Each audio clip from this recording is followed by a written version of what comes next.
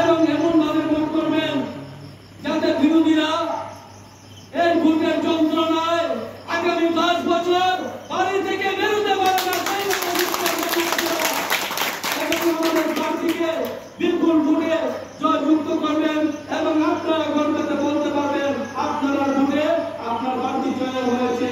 এবং জয়ী হওয়ার পর আপনারা যা বলবেন, আপনাদের যা সমস্যা আছে আমাদের প্রার্থী সেই সমস্যার সমাধান করবেন। সেটা আমি রাজ্য সম্পাদক হিসেবে দায়িত্ব নিয়ে কথা বলে যাচ্ছি। আমাকে সবাই চিনেন। আমরা যে কথা বলি, কথাটা বিগত 2018 সালের পূর্বে যে কথাগুলো দেওয়া হয়েছিল, সেই প্রতিশ্রুতি দেওয়া হয়েছিল, সেই কথাগুলো অক্ষরে করে রাখা হয়েছে। আমি বলেছি ওই 2.5 বছর যদি করোনা মহামারীতে না কাটতো, সরকারি সব সুযোগ সুবিধা আপনাদের ঘরে 100% পৌঁছে যেত। এই করোনা মহামারীর জন্য আমাদের 2.5 বছর নষ্ট হয়ে যায়।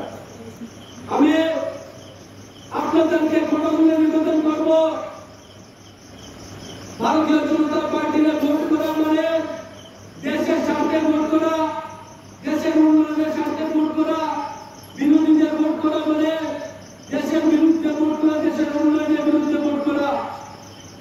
আগামী 8 আগস্ট সকাল সকাল সকল গণদেবতাদের গণজুড়ে নিবেদন করছি, আপনাদের মূল্যবান ভোটটি করবেন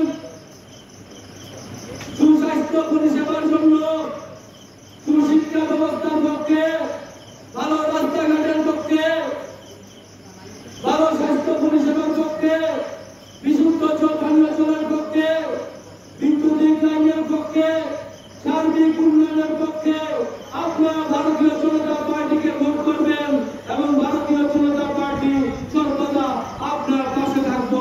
অনেক অনেক ধন্যবাদ। এই কথাগুলো বলে আমি আমার আলোচনা এখানে শেষ করছি। ধন্যবাদ।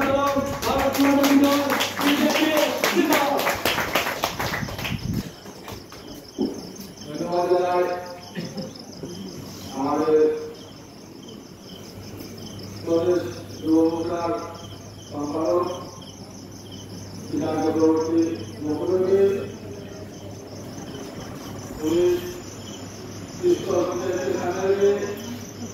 আমাদের 3 নম্বরের 2 জন বিজেপি মনোনীত প্রার্থী, যাদের সমর্থনে আজকে একখানা